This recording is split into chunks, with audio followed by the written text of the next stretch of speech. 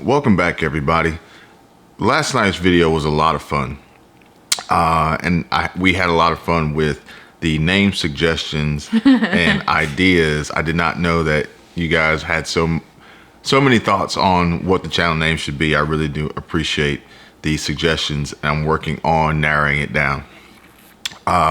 It's between Kevin SHTF, Kevin Keeping It Real, Kevin Prepping. Can I tell him what I said it should be? Or what?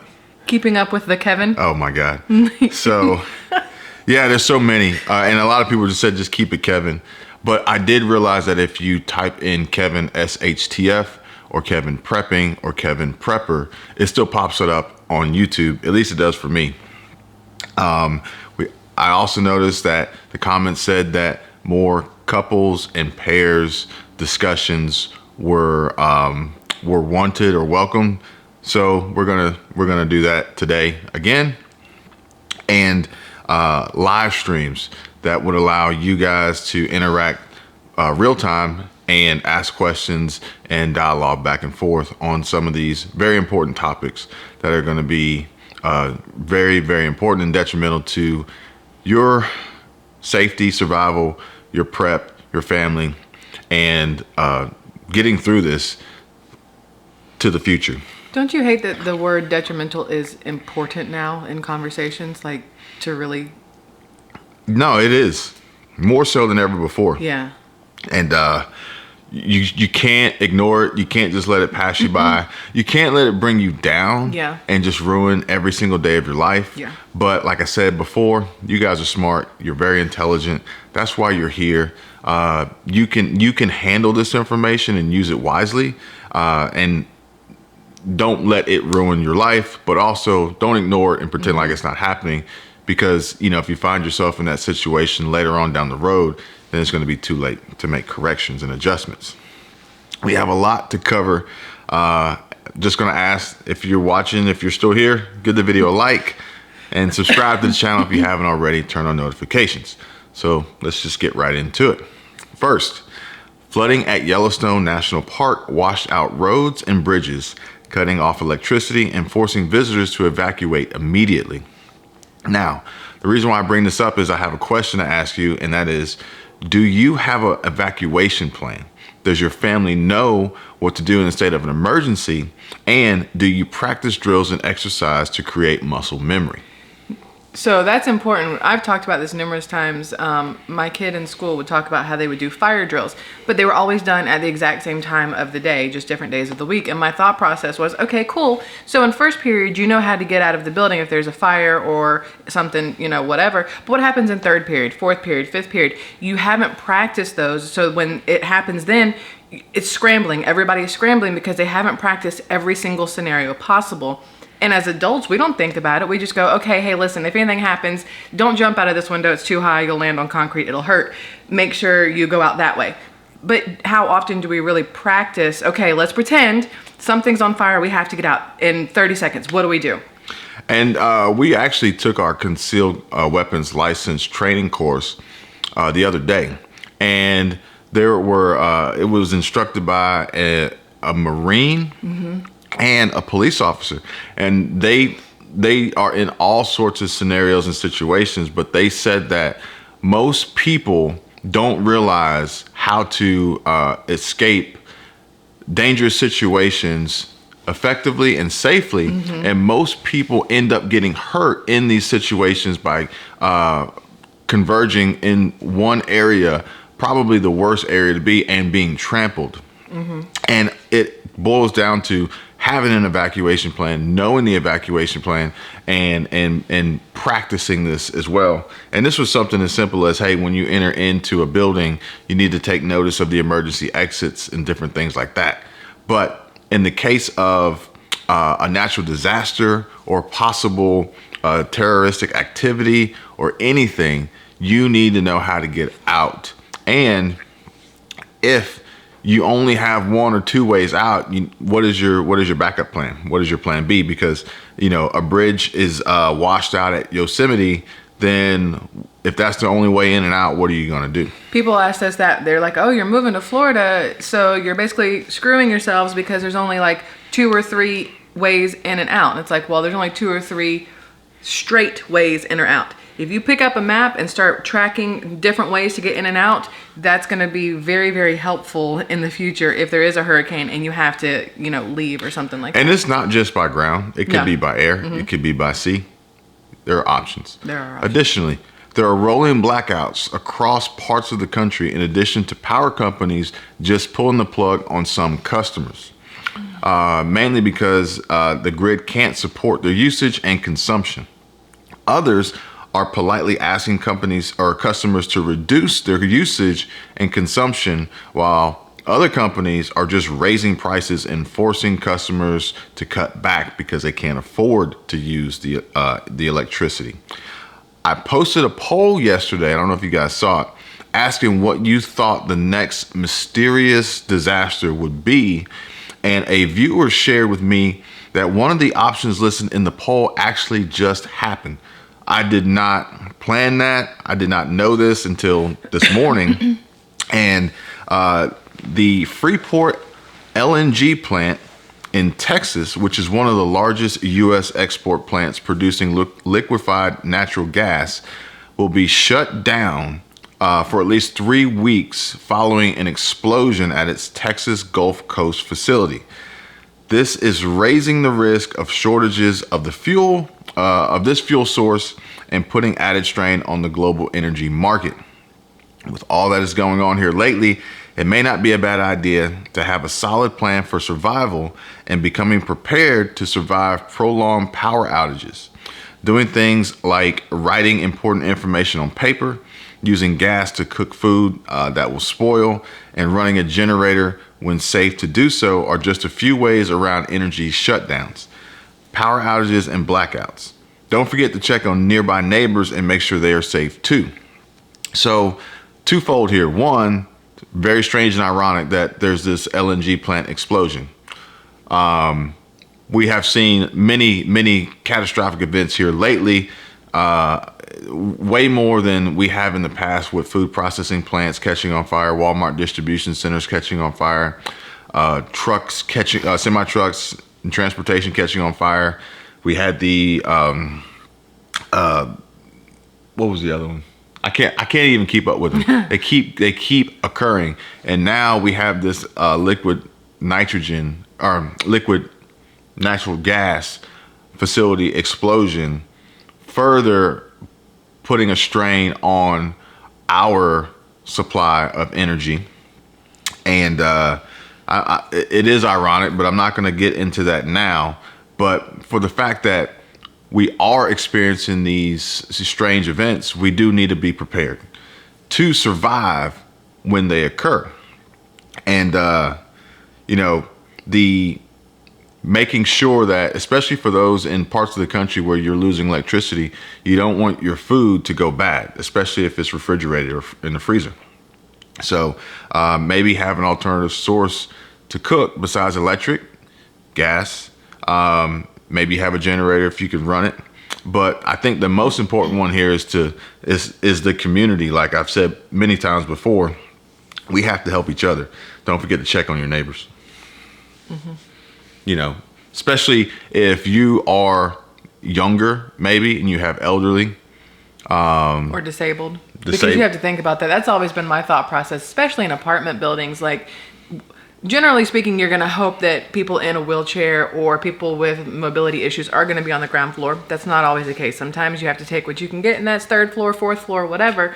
But what happens when the power goes out and the elevator doesn't work and you have to get out of the building? Who is going to remember to go up to whatever floor and help somebody who literally cannot help themselves at that point? Yeah. So let's all work together. Hopefully we don't have these events, but if they do happen, let's all work together and make sure everybody's safe. Mm-hmm. A bulletin issued by the U.S. Homeland Security just a week ago, the United States. I'm going to share this. I'll put a link in the description so you guys can read the full bulletin, but I'm going to share with you what it said and use it, however you like. But the United States remains in a heightened threat environment, and several recent attacks have highlighted the dynamic and complex nature of the threat environment. In the coming months, we expect the threat environment to become more dynamic as several high-profile events could be exploited to justify acts of violence against a range of possible targets. These targets could include public gatherings, faith-based institutions, schools, racial and religious minorities, government facilities and personnel, U.S. critical infrastructure, the media, and perceived ideological opponents. Threat actors have recently mobilized to violence due to factors such as personal grievances, reactions to current events, and adherence to violent extremist ideologies, including racially or ethnically motivated or anti-government, anti-authority violent extremism. Foreign adversaries also remain intent on exploiting the threat environment to promote or inspire violence, sow discord, or determine or undermine U.S. democratic institutions. This is straight from the Department of Homeland Security's website. It's a bulletin that they've released, and I'm sharing this with you not to say that these incidents are related, because the bridge washout at Yosemite was a weather event. It was not a terroristic act. No. But we have to take into consideration these things can occur between these power outages, our food sources being basically wiped out. Some of which we're not even 100% sure of how or why they've happened, especially with this cattle catastrophe that happened in Kansas. Whether it's real or not, it's still a mystery. Only on that one farm. Yeah, but we do need to be mindful, like cyber attacks. I mean, these are legitimate and real possibilities that could occur, and they're not just foreign; they could be domestic.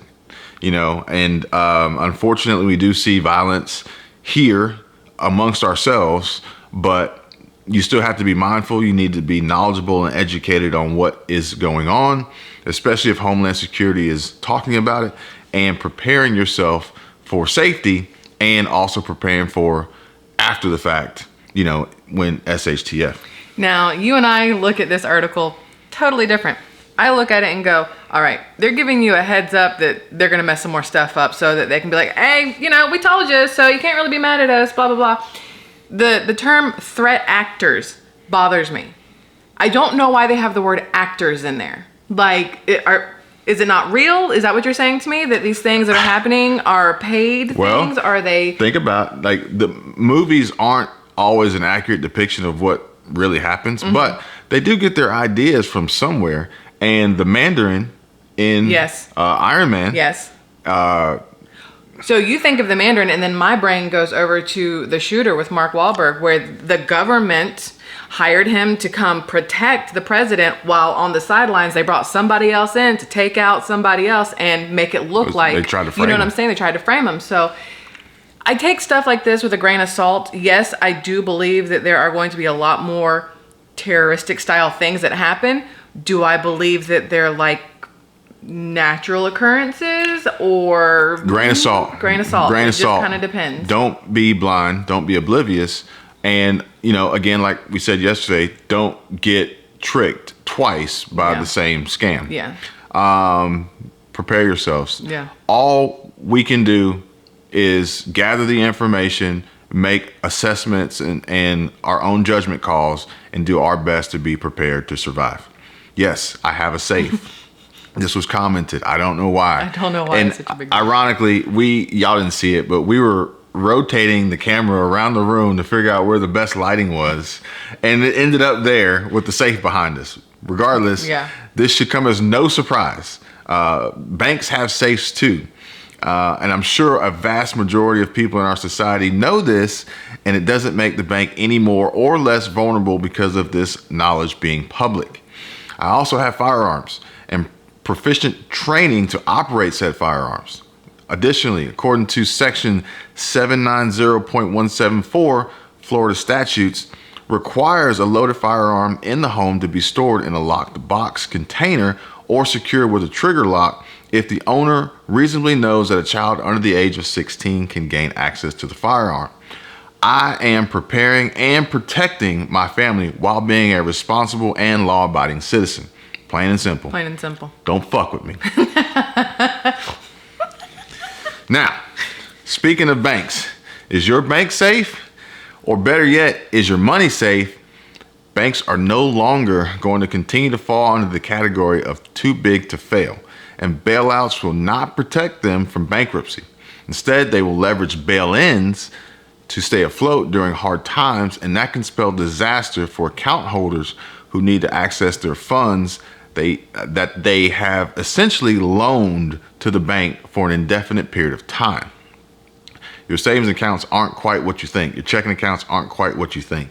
Bank account holders are literally freaking out over the inability to access their accounts and money online. Small business owners who bank with ViStar say they have experienced some pretty big errors with their accounts, leaving many in the dark about the status of their finances and causing checks to bounce and transactions to be declined. We mentioned yesterday Huntington Bank having some problems. Don't think banks are safe. Or better yet, this is a question for you. If you don't think banks are safe, neither do I. But the question is, what should you do? Many have transferred large amounts of assets to cryptocurrency and primarily Bitcoin for some form of privacy and better security. That doesn't seem to be the case, though, as Bitcoin dips, currently down 67% from its November 2021 high of $69,000. And the Celsius and Binance network has recently put a freeze on withdrawals, making it impossible for users to access their funds. Celsius cited extreme market conditions as the cause for the shocking precautionary measure. We talked about this yesterday. When you need it, can you get it?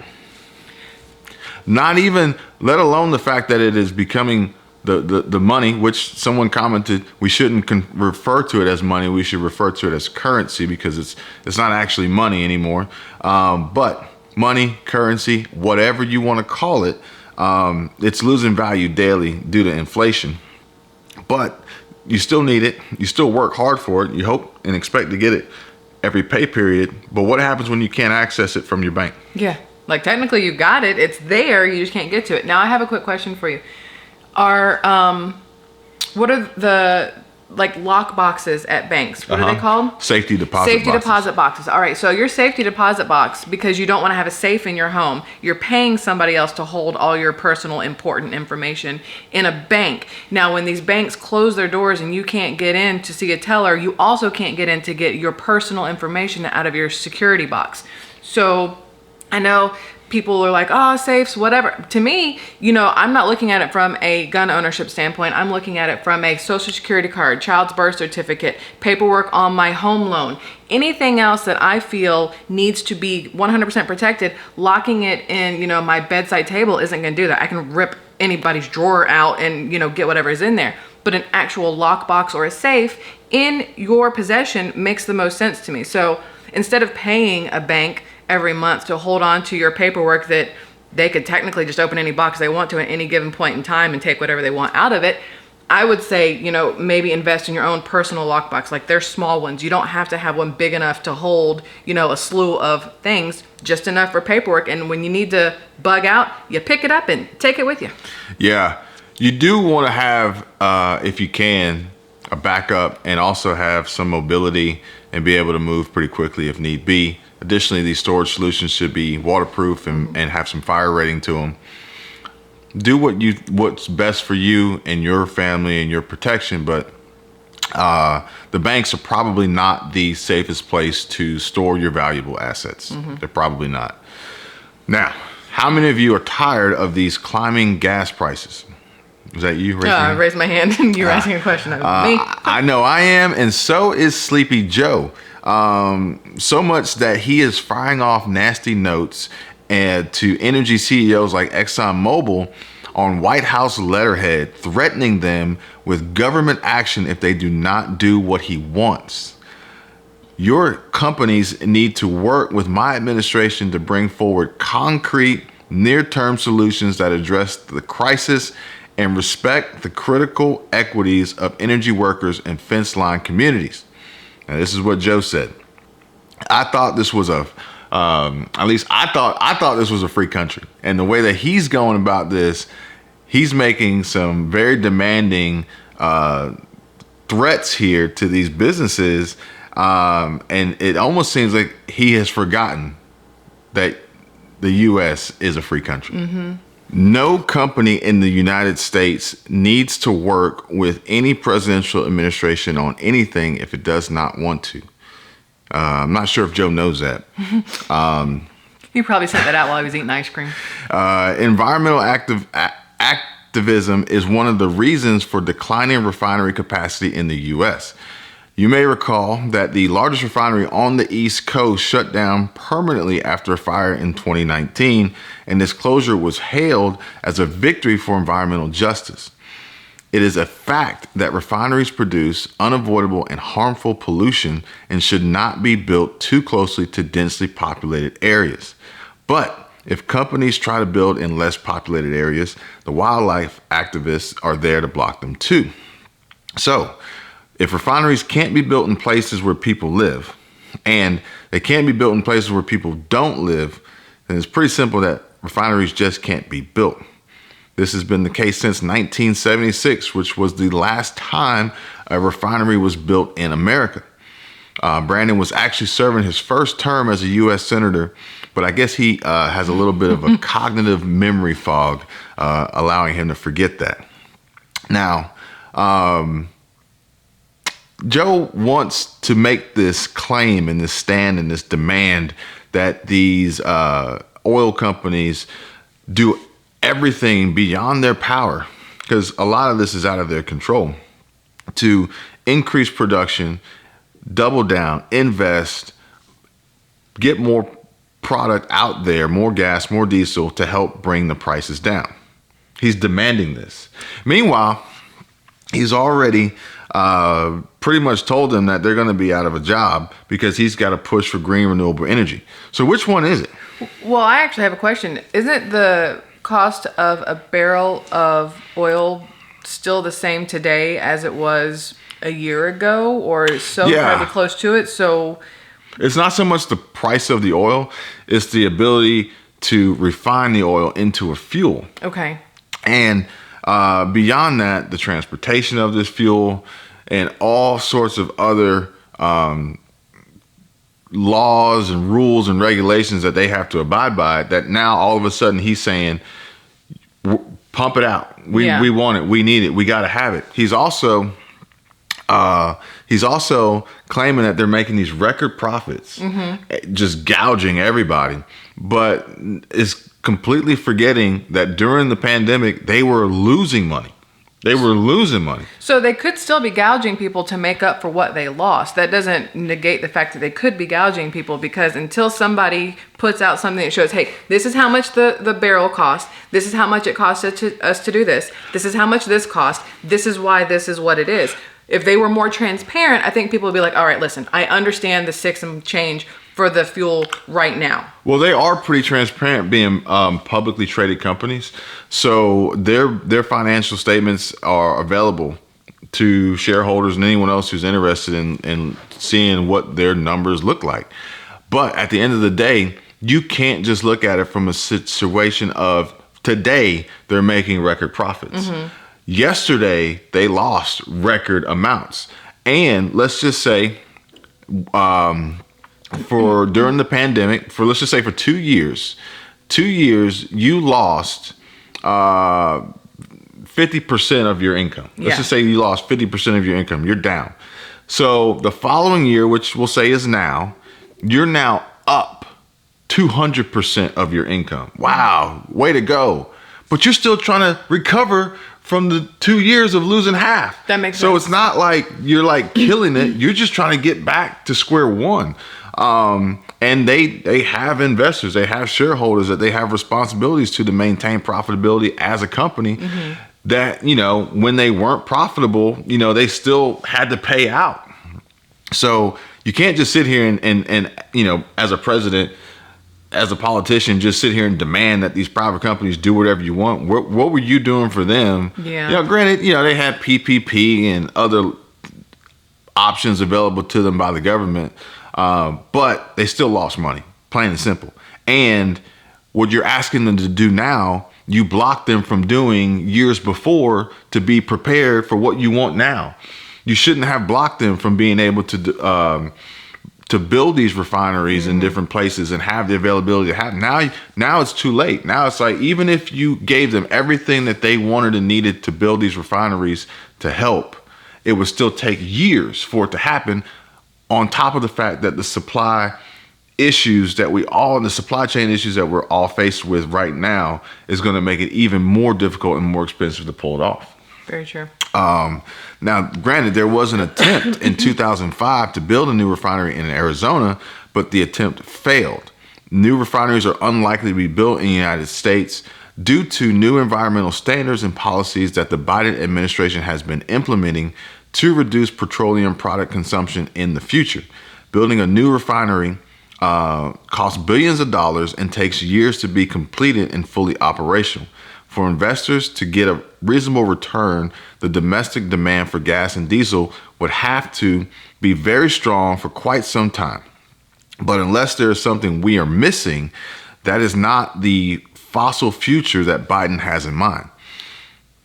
I was going to say, every day people come out with new ways to do things, new ways to fix things, new ways to make things better. So what we need now is some random genius out there to find a way that you can refine these things with lower emission from it, so that you can still, do you know what I mean? No, you've got you're right. filters that filter things out, but where's the refinery filter? Do you know what I mean? You're right. You're absolutely right. But as far as these companies are concerned and these investors are concerned, it is a losing proposition, because by the time that they could even do that, there's the push for green renewable electric energy that they're out. Like it doesn't matter if you can, they want something else.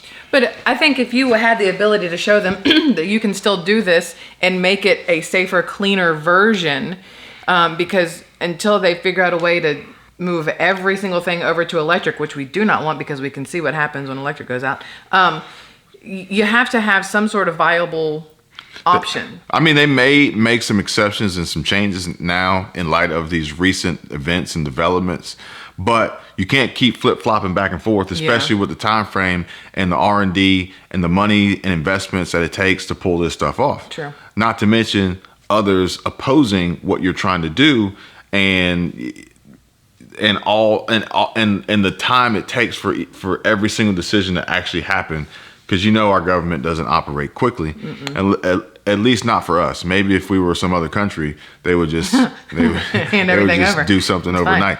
But the big problems are red tape, bureaucracy, double talk, and the government threatening and trying to impose their wants and demand on the private sector to do what they want or else.